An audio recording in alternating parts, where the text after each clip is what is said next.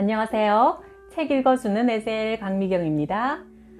LA 동양선교교회 이종만 장로님은 기도줄만 꽉 붙잡으면 걱정할 게 아무것도 없다고 하십니다. 잃을 수 없는 희망 소개할게요. 1990년대 미국 이민생활 초기에 큰아들이 사춘기에 들어서서 적응을 하지 못하고 방황하니 우리 부부는 너무도 괴로웠다. 그러던 중 어느 주일 예배를 마치고 나서 친한 집사님에게 말했다. 우리 집에 가서 같이 기도회를 하는 게 어때요?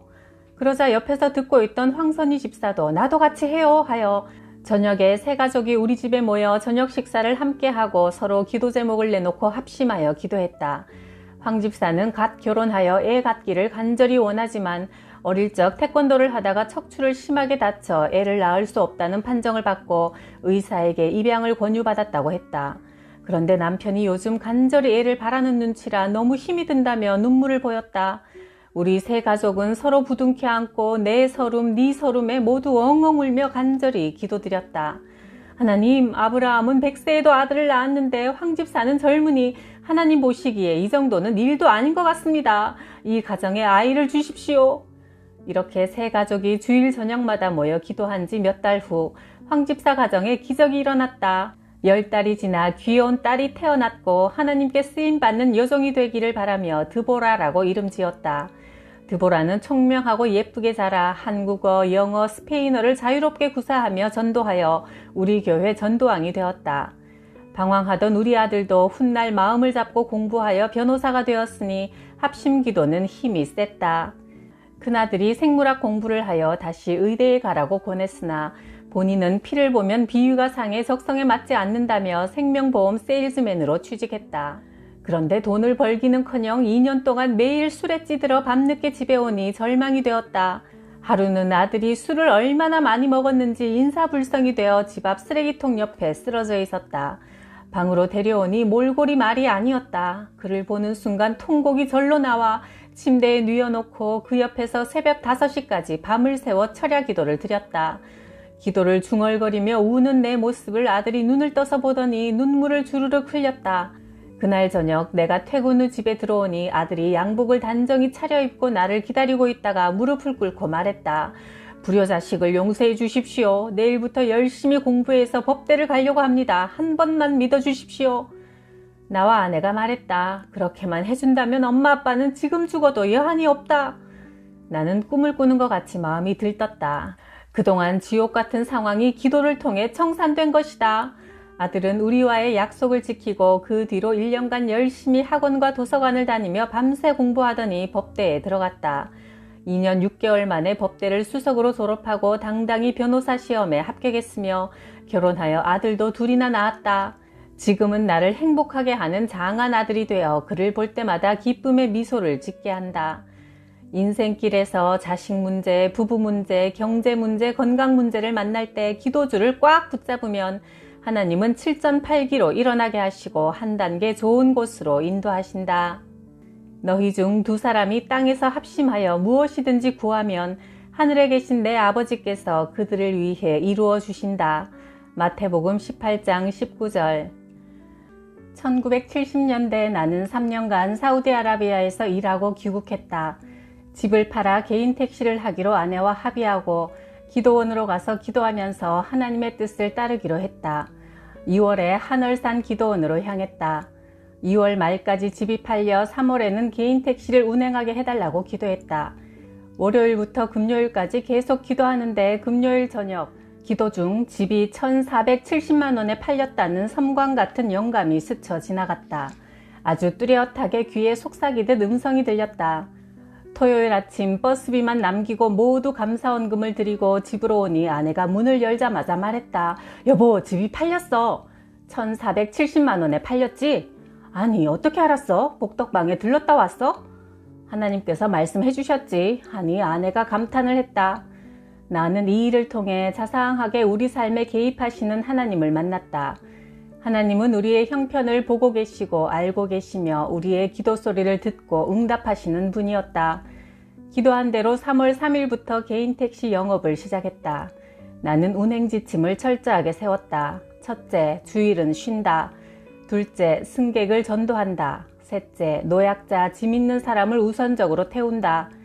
이 원칙 때문에 계산상 손해가 되는 것 같았는데 막상 한 달 후 다른 기사들과 수입을 비교해보니 주일에도 일한 그들보다 내가 더 많이 벌어 놀랐다. 한 번은 추운 겨울 바쁜 출근 시간에 환자를 데리고 애타게 택시를 기다리는 사람이 눈에 들어왔다. 다른 택시들은 같은 방향으로 가는 네 사람을 합승하려고 그 환자를 다 지나치는데 내가 그들을 태우고 전도하려고 물었다. 교회 나가십니까? 서대문교회 다니는 장로입니다. 아이고, 장로님이시군요. 제가 앞으로 병원 가실 때마다 모셔다 드리겠습니다. 하고 주소를 받았다. 장로님이 말했다. 내가 신학대학을 나왔는데 목회를 하지 않은 것이 마음에 걸려 큰아들에게 목사가 되라고 하니 싫다면서 전자공학과를 졸업하고 삼성 연구실에 근무합니다. 그런데 내가 늘 마음이 편치가 않아요. 그런데 기사님, 지금 어차피 전세를 사신다고 하니 그 돈으로 우리 집에 와서 살아요. 낮에 자녀들이 직장 가고 나면 집안이 적적하니 우리 같이 삽시다. 하여 나는 아주 작은 돈으로 좋은 집 2층을 다 쓰는 행운을 누리게 됐다. 어느 토요일 시집간 장로님의 딸 가족과 두 아들들이 모여 떠들썩하게 웃음꽃을 피우는 소리가 아래층에서 들려왔다. 그 순간 내게 하나님이 말씀하셨다. 너 저 집에 들어가서 요나서의 말씀을 전해라. 큰아들에게 불순종을 회개하고 하나님께로 돌아오라고 전하라. 나는 어안이 벙벙하여 내가 잘못 들었겠지 하고 무시했다. 저 다정한 가족들의 흥을 깰 수 없어 가지 않았다. 그러나 그 밤 내내 불순종한 마음은 개운치 않았다. 그런데 다음 날 끔찍한 일이 일어났다. 새벽 4시에 새벽기도 가려고 내려가니 아래층 장로님 댁에서 야단이 났다. 두 아들이 연탄가스를 마셔 큰아들은 이미 죽었고 작은 아들은 혼수 상태로 적십자 병원으로 실려갔다. 그리고 몇 달 후 장로님도 아들 잃은 충격으로 돌아가셔서 졸지에 줄초상을 치르고 가만히 생각해보니 그때 내가 하나님 말씀에 순종했다면 화를 면하지 않았을까 하는 생각이 들어 그분들에게 미안한 마음을 금할 길 없었다. 주님의 음성을 듣고도 사람의 체면을 더 생각한 내 죄를 회개했다. 1988년 미국 LA로 이민을 갔다. 같은 교회 다니는 권 집사님이 우리에게 빌딩 청소일을 소개해주며 말했다. 아파트 관리인이 마스터키 하나로 집집마다 모든 문을 열고 들어가니 돈을 집에 놔두면 절대 안 됩니다. 저한테 돈을 맡겨놓고 필요하면 언제든지 갖다 쓰세요. 우리는 당장 은행 구좌를 열 수 없는 처지라 그 말을 조금도 의심 없이 철석같이 믿고 전 재산을 맡겼다. 그런데 권 집사는 내가 청소일을 3개월이나 해도 임금을 주지 않고 자꾸 미루기만 했고 내가 맡긴 돈도 돌려주지 않고 매달 아파트 월세로 내주겠다고 하며 수표로 주었는데 몇 달 거듭 부도를 내어 아파트 관리인이 화를 냈다. 이제 이 수표를 받지 않을 것이니 이사가요. 게다가 권 집사의 아들이 우리에게 찾아와 협박했다. 우리 아버지를 교인들이 사기꾼이라고 말하는데 당신 짓이지? 내가 너희를 미국에서 추방시키겠어. 바보같이 사람을 믿었던 나 자신이 한심스럽고 신앙 양심뿐 아니라 사람의 기본 양심을 저버린 권 집사가 너무도 불쌍한 생각이 들어 울분이 나서 비통한 마음으로 통곡하며 기도했다. 하나님, 악인이 형통하는 것을 보면서 우리가 실족할까 두렵습니다. 언제까지 이 고난을 당해야 합니까?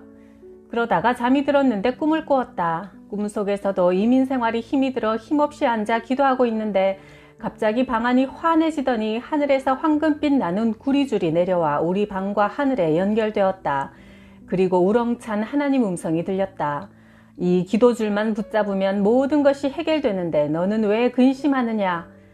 꿈에서 깨어보니 새벽 기도 갈 시간인데 라일락 향기 같은 냄새가 온 방 안에 가득했고 내 몸이 공중으로 붕붕 뜨는 듯 황홀했다.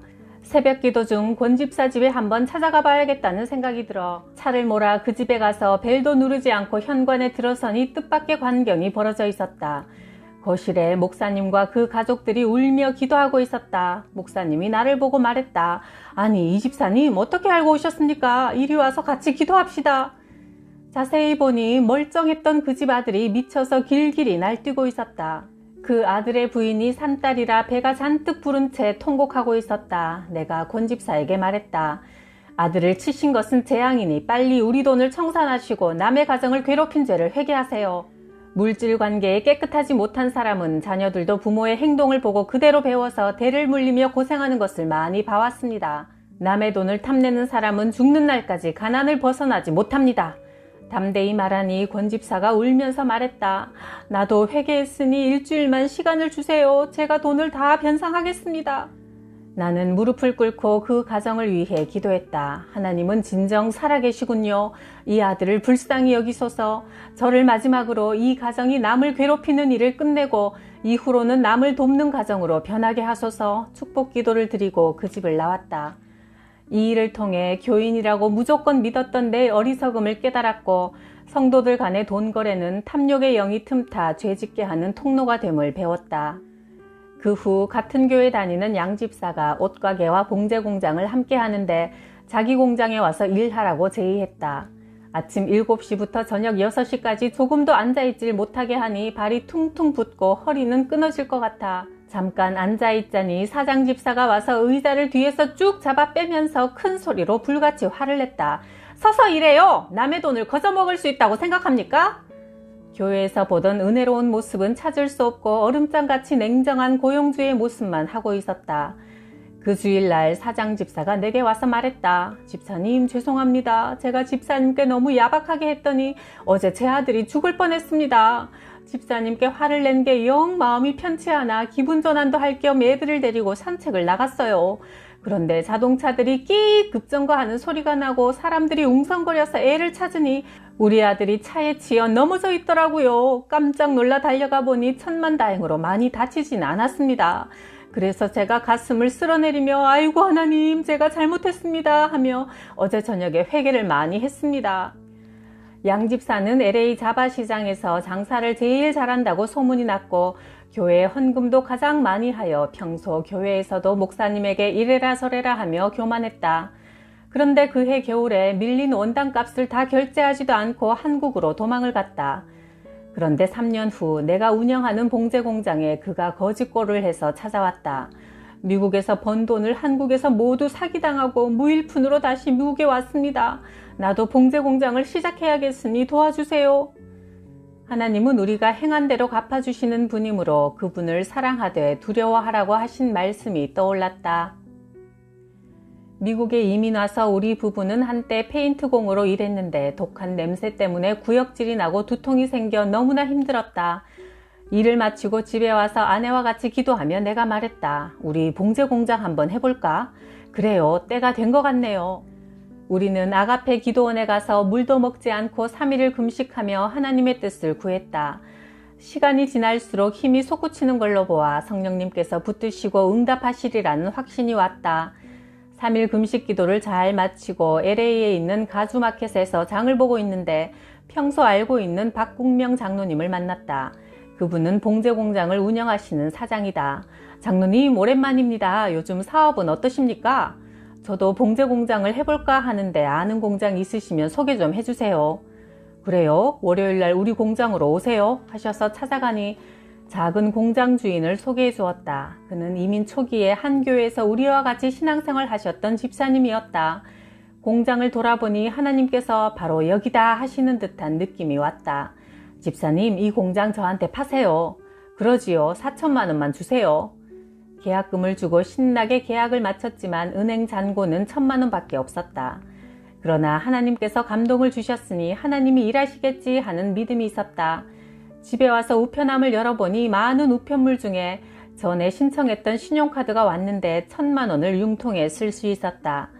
한국에서 목회하고 있는 동서 목사에게 우리가 화성에 사놓은 땅을 은행에 저당 잡히고 돈을 보내달라고 부탁했더니 1,600만 원을 보내와서 돈 문제는 순식간에 모두 해결이 났다. 일이 일사천리로 잘 진행되는 것이 너무나 신기했고 감사했다. 공장 이름은 하나님께서 예비하신다는 뜻으로 일의 패션이라고 정했다. 이전 사장 집사님이 거래처를 소개해 주어 인사를 드렸다. 저는 모모교회 집사입니다. 저는 하나님을 사랑하고 하나님이 저와 함께 하시기 때문에 저와 같이 일을 하시면 저로 인해 이 기업이 복을 받아 제 주문이 계속 들어올 겁니다. 내가 하나님의 백만 믿고 큰 소리를 땅땅 치자 바느질 일감을 주는 여사장이 빙그레 웃으며 말했다. 무엇이 사장님을 그렇게 당당하게 하는지 궁금한데요. 그럼 우리 함께 복을 받아볼까요? 하며 내 눈을 의심할 정도로 큰 물량을 주었다. 첫 거래임에도 하나님이 그분을 감동시켜 직원들 임금을 지불하고도 한 달 동안 공장을 돌릴 수 있는 수익이 생겼다. 공장을 판 집사님은 자기가 7년을 거래하는 동안 이렇게 큰 일감을 받아본 적이 없다며 공장을 괜히 팔았다며 아쉬워했다. 하나님을 내 사업의 주인으로 모셨더니 내가 처음에 선포한 대로 일하는 것마다 재주문이 계속되어 일감을 준 회사도 우리도 즐거운 비명이 이어졌다. 이렇게 8년 동안 봉제 공장을 운영하면서 돈을 꽤 벌었다. 두 아들 대학원 졸업시키고 결혼까지 시켰다. 하나님의 자녀는 하나님의 뜻대로 살려고 노력하면 세상이 아무리 불경기가 와도 풍요함을 누리며 살 수 있다는 것을 실감했다. 은도 내 것이요 금도 내 것이라 만군의 여호와의 말이라. 나중 영광이 이전 영광보다 크리라. 내가 이곳에 평강을 주리라. 학개서 2장 8절 9절.